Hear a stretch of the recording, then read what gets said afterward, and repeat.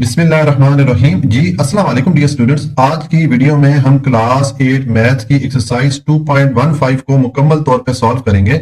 Channel को subscribe कर लीजिएगा क्योंकि इस चैनल पर मैं क्लास 6 से लेके क्लास 10 तक मैथ्स की सारी बुक्स का सॉल्यूशन साथ साथ अपलोड करता रहूंगा।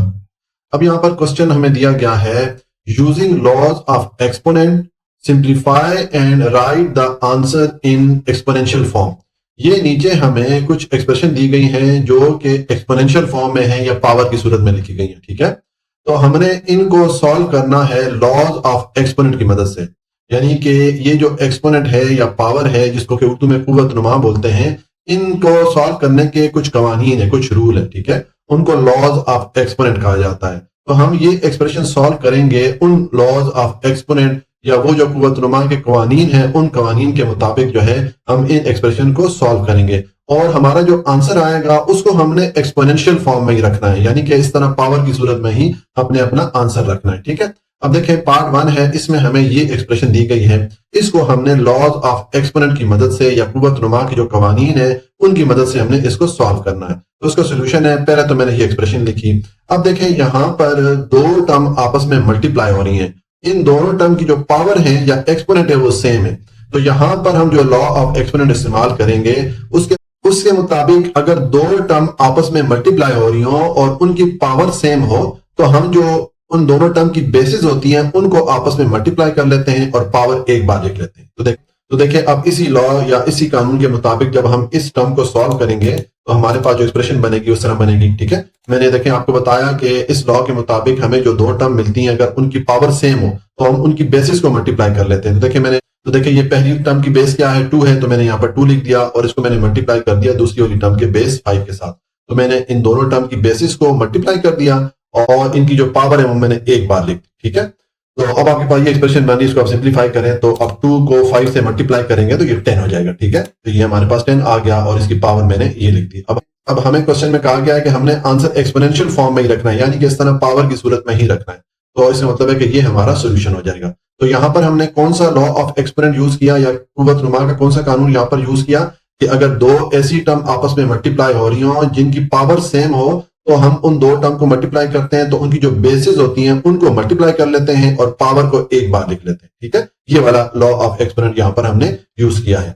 अब आ जाए पार्ट 2 पे, इसमें हमें ये एक्सप्रेशन दी गई है, इसको अब हमने लॉ ऑफ एक्सपोनेंट या कुव्वत नुमा की जो कवानीन है उसके मुताबिक हमने इसको सॉल्व करना है। तो इसका सोल्यूशन है, पहले मैंने ये एक्सप्रेशन लिखी। अब देखें इस एक्सप्रेशन को हम सॉल्व करेंगे लॉज ऑफ एक्सपोनेंट की मदद से।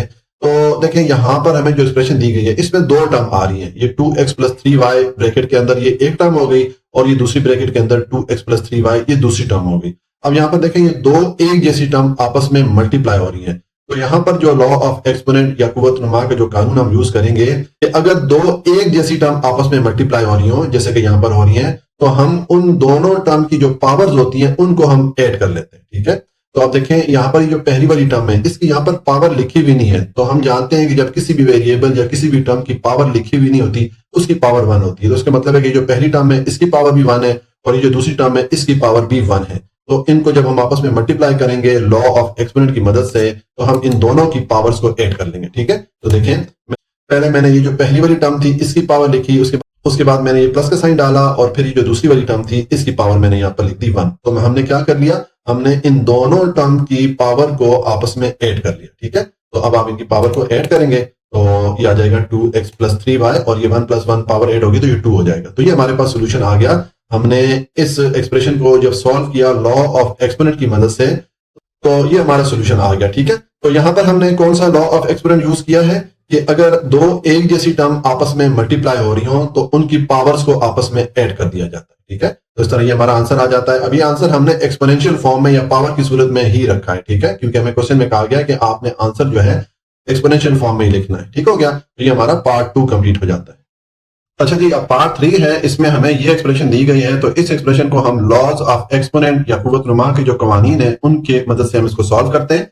तो देखें इसका सोल्यूशन है, पहले मैंने ये एक्सप्रेशन लिखी। अब देखें यहाँ पर हमें ये जो एक्सप्रेशन दी गई है या ये जो टर्म दी गई है इसमें हमारे पास 2⁴ होल की पावर 3 आ रहा है, यानी कि यहाँ पर पावर की पावर आ रही है। ठीक है, तो अब इस टर्म को जब हम सॉल्व करेंगे तो यहाँ पर जो लॉ ऑफ एक्सपोनेंट या कुव्वत नुमा का जो कानून लागू होगा उसके मुताबिक अगर ऐसी टर्म आ रही हो जिसमें पावर की पावर आ रही हो तो आप जो पावर्स आ रही है उनको आपस में मल्टीप्लाई कर लें। ठीक है, तो देखें अब इस एक्सप्रेशन में हम ये जो पावर्स हैं इनको आपस में मल्टीप्लाई करेंगे। तो मैंने लिखा 2 और ये जो दो पावर थी 4 और 3 इनको मैंने आपस में मल्टीप्लाई कर लिया। ठीक है, अब आपके पास ये एक्सप्रेशन बन रही है तो इसको आप सिंप्लीफाई कर लें, यानी कि जो पावर्स हैं इनको मल्टीप्लाई कर दें। तो देखें 4 3 से मल्टीप्लाई होगा तो 12 हो जाएगा। तो ये हमारे पास सोल्यूशन आ गया। अब ये सोल्यूशन हमने एक्सपोनेंशियल फॉर्म में ही रखा है, यानी कि इसको पावर की सूरत में ही हमने रखा है, क्योंकि यही हमें क्वेश्चन में कहा गया था कि हमने आंसर जो है अपना एक्सपोनेंशियल फॉर्म में ही रखना है। ठीक है, तो यहां पर फिर मैंने कौन सा लॉ ऑफ एक्सपोनेंट या कुव्वत नुमा का कौन सा कानून यहां पर हमने अप्लाई किया कि अगर ऐसी टर्म आ रही हो जिसमें पावर की पावर आ रही हो तो उस टर्म को सॉल्व करने के लिए पावर्स को आपस में मल्टीप्लाई कर। ठीक हो गया, तो ये हमारा पार्ट 3 कंप्लीट हो जाता है। उसके बाद आप आ जाएं पार्ट 4 पे। इसमें देखें हमें ये एक्सप्रेशन दी गई है, इसको हमने सॉल्व करना है लॉज ऑफ एक्सपोनेंट या कुव्वत नुमा के जो कवानीन है उनकी मदद से। तो इसका सोल्यूशन है, पहले मैंने ये एक्सप्रेशन लिखी। अब यहाँ पर देखें इस एक्सप्रेशन में दो टर्म आ रही है जो कि आपस में मल्टीप्लाई हो रही है और दोनों टर्म की पावर जो है वो सेम है। ठीक है, तो इस एक्सप्रेशन को सॉल्व करने के लिए हम जो लॉ ऑफ एक्सपोनेंट या कुव्वत नुमा का कानून यहाँ पर अप्लाई करेंगे उसके मुताबिक अगर दो टर्म आपस में मल्टीप्लाई हो रही हो और उनकी पावर सेम हो, ठीक है, तो उनकी बेसिस को आपस में मल्टीप्लाई कर लें और पावर एक बार लिख लें। ठीक है, तो देखें अब इस लॉ के मुताबिक जब हम इस एक्सप्रेशन को सॉल्व करेंगे तो ये देखें मैंने इस ये जो दोनों टर्म थी इनकी बेसिस को आपस में मल्टीप्लाई कर लिया क्योंकि इनकी पावर सेम थी और पावर इनकी मैंने एक बार लिख दी। ठीक है, तो अब आपके पास ये एक्सप्रेशन बन रही है, तो इसको आप इस तरह लिखें या आप इसको इस फॉर्म में भी लिख सकते हैं, यानी कि ये जो मल्टीप्लिकेशन का साइन है इसको आप रिमूव भी कर सकते हैं, क्योंकि अलजबरा में अगर ये मल्टीप्लिकेशन का साइन ना भी हो दो टर्म के दरमियान तो उसका मतलब है कि ये दो टर्म आपस में मल्टीप्लाई हो रही है। ठीक है, और मैंने जो पावर थी वो मैंने यहाँ पर एक बार लिख दी। ठीक है, तो ये हमने इस एक्सप्रेशन को सॉल्व कर लिया, ये हमारा आंसर आ गया। हमने ये आंसर जो है एक्सपोनेंशियल फॉर्म में ही रखा है, यानी कि इसको पावर की सूरत में ही रखा है, क्योंकि यही हमें क्वेश्चन में कहा गया था कि हमने आंसर जो है वो एक्सपोनेंशियल फॉर्म में ही लिखना है। ठीक है, तो यहां पर फिर मैंने कौन सा लॉ ऑफ एक्सपोनेंट या कुव्वत नुमा का कौन सा कानून अप्लाई किया कि अगर दो ऐसी टर्म आपस में मल्टीप्लाई हो रही हो जिनकी पावर सेम हो तो हम उन टर्म की जो बेसिस होती हैं जिनको कि उर्दू में असास बोलते हैं उनको आपस में मल्टीप्लाई करके पावर को एक बार लिख लें। ठीक है, तो ये हमारा पार्ट 4 कंप्लीट हो जाता है। उसके बाद आप आ जाए पार्ट 5 पे। इसमें हमें ये एक्सप्रेशन दी गई है तो इसको हम सॉल्व करते हैं लॉज ऑफ एक्सपोनेंट या कुव्वत नुमा के जो कवानीन है उनकी मदद से। देखें इसका सोल्यूशन है, पहले मैंने ये एक्सप्रेशन लिखी। अब इसको सॉल्व करेंगे तो देखें ये दो टर्म है और इनके दरमियान डिवीजन का साइन आ रहा है, यानी कि जो पहली वाली टर्म है इस पे ये दूसरी वाली टर्म डिवाइड हो रही है। तो पहले तो हम इसको डिवाइड कर लेते हैं। ठीक है, तो देखें मैंने यहाँ पर ये जो पहली वाली टर्म लिखी और फिर मैंने ये डिवीजन या तकसीम का साइन खत्म कर दिया और ये जो दूसरी वाली टर्म थी इसको मैंने पहली वाली टर्म पे डिवाइड कर लिया। अब हमारे पास ये एक्सप्रेशन बन रही है, इसको हम सॉल्व करेंगे लॉज ऑफ एक्सपोनेंट या जो कुव्वत नुमा के कवानीन है उनकी मदद से। तो देखें यहाँ पर हम जो लॉ ऑफ एक्सपोनेंट अप्लाई करेंगे उसके मुताबिक अगर दो ऐसी टर्म आपस में डिवाइड हो रही हो जिनकी बेसिस सेम हो, जैसे कि यहाँ पर बेस 9 है यहाँ पर भी 9 है, तो फिर हम नीचे वाली टर्म को ऊपर लेके जाते हैं ऊपर वाली टर्म पे डिवाइड करने के लिए। तो जब हम ये नीचे वाली टर्म को ऊपर लेके जाएंगे तो इसकी जो पावर है इसका हम साइन चेंज कर लेंगे। ठीक है, तो देखें अब जब इसको हम डिवाइड करेंगे तो ये मैंने लिखा 9। ठीक है, यानी कि ये वाली टर्म मैंने लिखी और इसकी मैंने पावर लिख दी 8 और ये जो नीचे वाली टर्म है इसको मैं जब ऊपर लेके गया हूं तो इसकी जो पावर है उसको मैंने चेंज कर दिया, उसका साइन मैंने माइनस कर दिया। ठीक है, तो अब हमारे पास ये एक्सप्रेशन बन रही है, इसको आप सिंप्लीफाई कर दें। तो देखें अब इसको जब आप सिंप्लीफाई करेंगे तो ये 9 रेज़ टू पावर 8 माइनस 3 आ रहा है। ठीक है, तो 8 में से 3 को जब माइनस करेंगे तो आपके पास पावर 9 की क्या रह जाएगी 5 रह जाएगी, कि 8 में से 3 को माइनस करेंगे तो आपको 5 मिलेगा। ठीक है, तो ये हमारे पास आंसर आ गया। अब हमने अपना आंसर या अपना सोल्यूशन जो है वो एक्सपोनेंशियल फॉर्म में ही रखा है, यानी कि पावर की सूरत में ही इसको लिखा है, क्योंकि यही हमसे क्वेश्चन में कहा गया था कि हमने अपना आंसर एक्सपोनेंशियल फॉर्म में ही रखना है। तो यहां पर मैंने फिर कौन सा लॉ ऑफ एक्सपोनेंट यूज किया इस एक्सप्रेशन को सॉल्व करने के लिए कि अगर दो ऐसी टर्म आपस में डिवाइड हो रही हो जिनकी बेसिस सेम हो, जिनकी जो असास है वो सेम हो, तो फिर नीचे वाली टर्म को जब ऊपर लेके जाएंगे ऊपर वाली टर्म पे डिवाइड करने के लिए तो नीचे वाली टर्म की जो पावर है उसका आप साइन चेंज कर लें। ठीक है, जैसे कि यहाँ पर ये 9 रेज़ टू पावर 3 को जब ऊपर लेके गया 9 रेज़ टू पावर 8 पे डिवाइड करने के लिए तो इस 3 का मैंने यहाँ पर देखा साइन चेंज कर लिया, इसको मैंने माइनस कर दिया। ठीक है, तो इस तरह हमारा पार्ट 5 कंप्लीट हो जाता है। उसके बाद आ जाए पार्ट 6 है, इसमें हमें ये एक्सप्रेशन दी गई है, इसको हम सॉल्व करेंगे लॉज ऑफ एक्सपोनेंट या कुव्वत नुमा के जो कवानीन है उनकी मदद से। तो इसको सोल्यूशन है, पहले मैंने ये एक्सप्रेशन लिखी। अब इसको हम सॉल्व करते हैं तो देखें यहाँ पर जो हम लॉ ऑफ एक्सपोनेंट इस्तेमाल करेंगे या कुव्वत नुमा का जो कानून यहाँ पर हम अप्लाई करेंगे उसके मुताबिक अगर दो ऐसी टर्म आपस में मल्टीप्लाई हो रही हो जिनकी बेसिस सेम हो, ठीक है, जैसे कि यहाँ पर अब ये दो टर्म है, दोनों में बेस टी है, यहाँ पर भी बेस टी है, यहाँ पर भी बेस टी है, बेस को उर्दू में असास बोलते हैं। ठीक है, तो अब यहाँ पर दोनों टर्म में बेसिस सेम है और ये आपस में मल्टीप्लाई हो रही है तो अब इनकी पावर्स को हम ऐड कर लेंगे। ठीक हो गया। तो देखें, अब हम जब इनको आपस में मल्टीप्लाई करेंगे तो हम इनकी पावर्स को आपस में ऐड कर लेते हैं, क्योंकि यहाँ पर बेसिस सेम थी। तो मैंने लिखा t और इसकी पावर 4 प्लस करके मैंने ये जो पावर 3 थी ये लिख दी। मैंने दोनों टर्म की जो पावर्स है उनको ऐड कर लिया। तो अब आप इनकी पावर्स को ऐड करेंगे तो ये हमारे पास t रेज़ टू पावर 7 आ जाएगा, क्योंकि 4 3 में ऐड होगा तो ये 7 हो जाएगा। ठीक है, तो ये हमारे पास आंसर आ गया। हमने अपना आंसर एक्सपोनेंशियल फॉर्म में ही रखा है, यानी कि पावर की सूरत में ही रखा है, क्योंकि यही हमें क्वेश्चन में कहा गया है कि हमने अपना आंसर जो है वो एक्सपोनेंशियल फॉर्म में ही लिखना है। ठीक है, तो यहां पर हमने फिर कौन सा लॉ ऑफ एक्सपोनेंट यूज किया कि अगर दो ऐसी टर्म आपस में मल्टीप्लाई हो रही हो जिनकी बेसिस या असास सेम हो तो फिर उनकी पावर्स को आप ऐड कर लें। ठीक है, ये वाला लॉ ऑफ एक्सपोनेंट हमने यहाँ पर यूज किया। तो इस तरह ये हमारा पार्ट 6 कंप्लीट हो जाता है। अब यहाँ पर हमें क्वेश्चन दिया गया है, using laws of exponent simplify and write the answer in exponential form. नीचे हमें ये कुछ एक्सप्रेशन दी गई हैं, इन एक्सप्रेशन को हमने सॉल्व करना है लॉज ऑफ एक्सपोनेंट की मदद से, यानी कि कुव्वतनुमा के कुछ कानून हैं उनकी मदद से हम ये जो एक्सप्रेशन हमें दी गई है इनको हमने सॉल्व करना है। देखें, यहाँ पर जितनी एक्सप्रेशन दी गई हैं सब पावर की शक्ल में आ रही है, एक्सपोनेंशियल फॉर्म में आ रही है। तो इनको सॉल्व करने के लिए ये जो पावर है, ये जो एक्सपोनेंट आ रहे हैं, इनको सॉल्व करने के कुछ कवानीन है। ठीक है, उनको लॉज ऑफ एक्सपोनेंट या कुव्वतनुमा के कवानीन कहा जाता है। ठीक है, तो हम उन कवानीन की मदद से इन एक्सप्रेशंस को सॉल्व करेंगे और हमारा जो आंसर आएगा उसको हम एक्सपोनेंशियल फॉर्म में ही रखेंगे, यानी कि इस तरह पावर की शक्ल में ही उसको हम रखेंगे। ठीक है, अब यहाँ पर पार्ट 7 है, इसमें हमें ये एक्सप्रेशन दी गई है, तो इस एक्सप्रेशन को हम लॉज ऑफ एक्सपोनेंट या नुमा के जो कवानीन है उनकी मदद से हम इसको सॉल्व करते हैं। इसका सोल्यूशन है, पहले मैंने ये एक्सप्रेशन लिखी। ठीक है, अब इसको हम सॉल्व करेंगे तो देखें यहाँ ये एक्सप्रेशन फ्रैक्शन की सूरत में है, बटा की सूरत में। ठीक है, इसमें ऊपर हमारे पास ये वाली वैल्यू आ रही है और नीचे ये दो वैल्यूज आ रही है। तो अब हम इस एक्सप्रेशन को जब सॉल्व करेंगे तो पहले ये जो नीचे दो वैल्यूज आ रही है इनको हम सॉल्व करते हैं। तो यहाँ पर हम जो लॉ ऑफ एक्सपोनेंट या कुव्वतनुमा का जो कानून अप्लाई करेंगे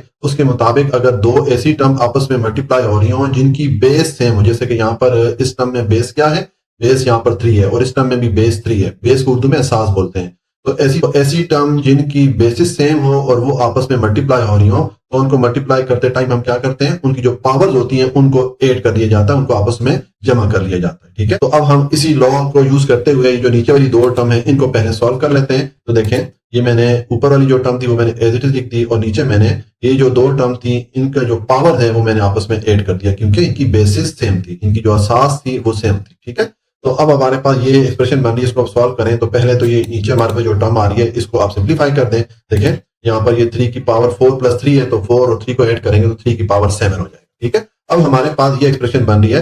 तो अब हम इसको सॉल्व करेंगे तो देखें यहाँ पर हमारे पास सेम बेस वाली टर्म पे सेम बेस वाली टर्म डिवाइड हो रही है। ठीक है, तो यहाँ पर जो लॉ ऑफ एक्सपोनेंट हम यूज करेंगे उसके मुताबिक अगर सेम बेस वाली टर्म पे सेम बेस वाली टर्म डिवाइड हो रही हो तो आप जो नीचे वाली टर्म है उसको जब ऊपर लेके जाएंगे ऊपर वाली टर्म पे डिवाइड करने के लिए, तो नीचे वाली टर्म की जो पावर है उसका आप साइन चेंज कर लें। ठीक है, तो देखें अब जब हम इसको डिवाइड करेंगे तो जो नीचे वाली टर्म जब ऊपर जाएगी तो उसकी जो पावर है उसका साइन मैंने चेंज कर दिया। यहाँ पर ये जो पावर है 7, इसके साथ कोई साइन नहीं लिखा हुआ, तो जब किसी वैल्यू के साथ साइन नहीं लिखा होता इसका मतलब है वो पॉजिटिव वैल्यू थी, उसके साथ प्लस का साइन होता है। तो जब ये 7 ऊपर जाएगा तो इसको हम माइनस कर देंगे। ठीक है, तो इसलिए जब मैंने इस टर्म पे इस नीचे वाली टर्म को डिवाइड किया तो इसको जब मैं ऊपर लेके गया हूं तो इसकी पावर का साइन मैंने चेंज कर दिया, मैंने -7 कर दिया। ठीक है, तो आपके पास ये टर्म बन रही है, इसको हम सिंप्लीफाई करेंगे तो हम ये जो पावर है 7 -7 इनको आपस में जब सॉल्व करेंगे 7 में से 7 माइनस होगा तो पावर हमारे पास 0 आ जाएगी, तो ये 3 रेज़ टू पावर 0 हो गया। ठीक है, अब ये जो हमारे पास एक्सप्रेशन बन रही है इसको सॉल्व करेंगे तो देखें यहाँ पर 3 की पावर 0 आ रही है। तो अलजेब्रा में रूल है कि किसी भी बेस या किसी असास की जब पावर 0 आ रही होती है तो उसकी जो वैल्यू होती है वो 1 के इक्वल होती है, ये अलजेब्रा का रूल है। तो हम 3 पावर 0 की जगह पुट कर लेंगे 1 को। ठीक है, तो ये हमारे पास सोल्यूशन आ जाता है। ठीक हो गया, तो यहाँ पर हमने जो दो लॉज ऑफ एक्सपोनेंट या कुव्वतनुमा के जो दो कानून इस्तेमाल किया उनको मैं रिपीट कर लेता हूँ। पहला कानून हमने ये इस्तेमाल किया कि अगर दो टर्म आपस में मल्टीप्लाई हो रही है और उनकी बेसिस सेम हो, उनकी असास सेम हो, तो हम उनकी पावर्स को ऐड कर लेते हैं, जैसे कि यहाँ पर मैंने पावर्स को ऐड कर लिया। और दूसरा यहाँ पर लॉ मैंने इस्तेमाल किया कि अगर दो ऐसी टर्म आपस में डिवाइड हो रही हो जिनकी बेसिस या असास सेम हो तो हम नीचे वाली टर्म को जब ऊपर लेके जाएंगे डिवाइड करने के लिए तो नीचे वाली टर्म की जो पावर है उसका साइन चेंज कर लें, इस तरह के मैंने इस 7 का साइन चेंज करके उसको -7 कर दिया। ठीक है, तो इस तरह ये हमारा पार्ट 7 कंप्लीट हो जाता है। अच्छा जी, पार्ट 8 है, इसमें हमें ये एक्सप्रेशन दी गई है, तो इस एक्सप्रेशन को हम लॉज ऑफ एक्सपोनेंट या कुव्वतनुमा के जो कवानीन है उनकी मदद से हम इसको सॉल्व करते हैं। इसका सोल्यूशन है, अब हम इस एक्सप्रेशन को सॉल्व करेंगे लॉज ऑफ एक्सपोनेंट या कुव्वतनुमा के जो कवानीन है उनकी मदद से। तो देखें इसमें हम ये करेंगे कि ऊपर वाली जो दो टर्म आ रही है इनमें जो पहली वाली टर्म है इसको हम नीचे वाली जो पहली वाली टर्म है इससे डिवाइड करेंगे, क्योंकि दोनों में असास सेम है, दोनों की बेस सेम है, यहाँ पर भी 2 है, यहाँ पर भी 2 है। इसी तरह यहाँ पर ये जो दूसरी वाली टर्म है ऊपर, इसको हम ये जो नीचे वाली दूसरी टर्म है इससे हम डिवाइड करेंगे, क्योंकि इन दोनों टर्म में बेसिस सेम है, दोनों में असास सेम है। ठीक है, तो देखिए अब इनको डिवाइड करने के लिए हम जो लॉ ऑफ एक्सपोनेंट का यहाँ पर यूज करेंगे उसके मुताबिक अगर आप सेम बेस वाली टर्म पे सेम बेस वाली टर्म को डिवाइड करते हैं तो जो नीचे वाली टर्म है इसको जब ऊपर लेके जाएंगे डिवाइड करने के लिए तो नीचे वाली टर्म की जो पावर है उसका आप साइन चेंज कर लें। ठीक है, तो अब हम ये जो ऊपर वाली दोनों टर्म है इन पे नीचे वाली टर्म को डिवाइड करेंगे, तो इनको जब ऊपर लेके जाएंगे डिवाइड करने के लिए तो हम इनकी जो पावर्स हैं उनके साइन चेंज कर लेंगे। तो देखें ये मैंने 2 रेज़ टू पावर 7 लिखा और नीचे वाली टर्म को जब मैं ऊपर ले गया हूं डिवाइड करने के लिए तो इसकी पावर का मैंने साइन चेंज कर लिया, मैंने -7 कर दिया। ठीक है, इसी तरह यहाँ पर ये मैंने दूसरी वाली टर्म लिखी, अब ये नीचे वाली टर्म को इस पे जब डिवाइड करेंगे तो इसकी पावर का साइन में चेंज कर दें, यहाँ पर ये +5 है तो इसको मैंने -5 कर दिया। ठीक है, तो मैंने ये जो 5 था इसको मैंने -5 कर दिया, मैंने पावर का साइन चेंज कर दिया। अब आपके पास ये एक्सप्रेशन बन रही है, इसको आप सिंप्लीफाई करें तो देखें 2 रेज़ टू पावर 7 -7 है तो ये दोनों पावर आपस में कैंसिल हो जाएंगी तो हमारे पास 0 आ जाएगा यहाँ पर। इसी तरह ये a रेज़ टू पावर 5 -5 है तो ये दोनों 5 आपस में कैंसिल हो जाएंगे तो ये हमारे पास a रेज़ टू पावर 0 आ जाएगा। अब हमारे पास ये दो टर्म आ रही हैं, दोनों टर्म में जो पावर है वो 0 है। तो अलजबरा का रूल है जब किसी टर्म की पावर 0 होती है तो वो 1 के इक्वल होती है। ठीक है, तो हम 2 रेज़ टू पावर 0 को भी 1 के इक्वल पुट कर लेते हैं और इनटू ये मैंने पुट कर लिया और a रेज़ टू पावर 0 को भी मैंने 1 के इक्वल रख दिया। ठीक है, ये अलजबरा का रूल है कि किसी भी वेरिएबल या किसी भी टर्म की अगर पावर 0 होगी तो वो 1 के इक्वल होती है। ठीक है, इसलिए मैंने इन दोनों की जगह 1 1 पुट कर लिया। अब 1 को 1 से मल्टीप्लाई करेंगे तो आपको आंसर 1 ही मिलेगा। ठीक है, तो इस तरह ये हमारे पास सोल्यूशन आ जाता है। अब इस क्वेश्चन को सॉल्व करने के लिए हमने कौन सा लॉ ऑफ एक्सपोनेंट या कुव्वत-नुमा का कौन सा कानून यहाँ पर अप्लाई किया कि अगर दो सेम बेस वाली टर्म आपस में डिवाइड हो रही हो तो नीचे वाली टर्म को आप जब ऊपर लेके जाएंगे डिवाइड करने के लिए तो उसकी जो पावर है उसका साइन चेंज कर लेंगे। तो इसलिए मैंने इस 7 को -7 कर दिया था और इस 5 को -5 कर दिया था। ठीक है, तो ये हमारा पार्ट 8 कंप्लीट हो जाता है। अच्छा जी, अब पार्ट 9 है, इसमें में ये एक्सप्रेशन दी गई है, इसको हमने लॉज ऑफ एक्सपोनेंट या कुव्वत-नुमा के जो कवानीन है उनकी मदद से सॉल्व करना है। तो इसका सोल्यूशन है, पहले मैंने ये एक्सप्रेशन लिखी। अब देखें यहाँ पर ये दो टर्म हैं जो कि आपस में मल्टीप्लाई हो रही हैं और दोनों टर्म में जो बेस है या असास है वो सेम है, यहाँ पर भी a है, यहाँ पर भी a। तो यहाँ पर हम जो लॉ ऑफ एक्सपोनेंट यहाँ पर अप्लाई करेंगे या जो कुव्वत-नुमा का कानून यहाँ पर हम लागू करेंगे उसके मुताबिक अगर दो ऐसी टर्म जिनकी बेसिस सेम हो और वो आपस में मल्टीप्लाई हो रही हो तो उनकी पावर्स को ऐड कर लिया जाता है। ठीक है, तो अब यहाँ पर चूंकि ये दोनों टर्म में बेसिस सेम है तो इनको जब हम आपस में मल्टीप्लाई करेंगे तो इनकी पावर्स को हम आपस में ऐड कर लेंगे। ठीक है, देखिए ये मैंने लिखा a रेज़ टू पावर 4 + 9, ये वाली पावर और ये वाली पावर मैंने आपस में ऐड कर दी।